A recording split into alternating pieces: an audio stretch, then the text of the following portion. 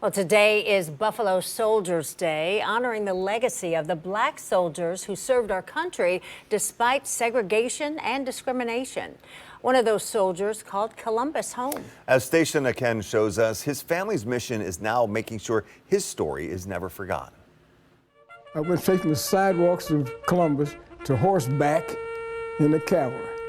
Now, you know how much I knew about horses.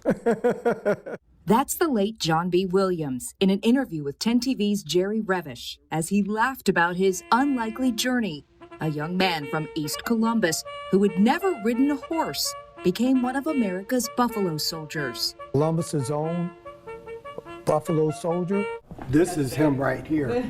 The story of John B. Williams lives on through a community exhibit inside the National Veterans Memorial and Museum. When did you realize that your dad's service was so special?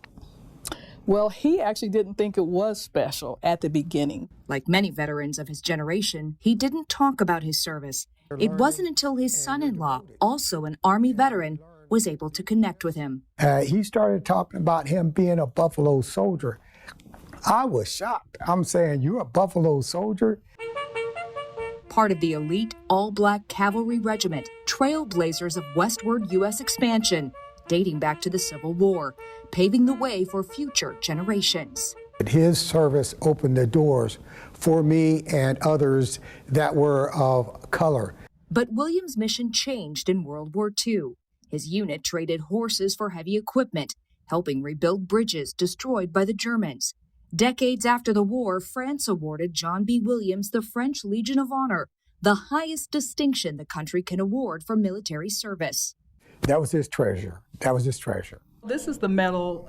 For his daughter, the medal represented something even greater, the recognition he never received when he first came home.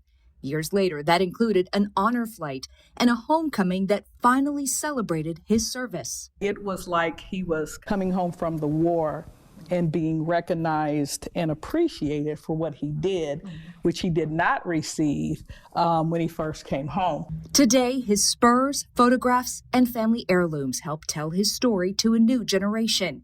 It's got everything. It's got the Buffalo Soldiers. His family hopes people leave with something more than history. Ordinary people doing extraordinary things.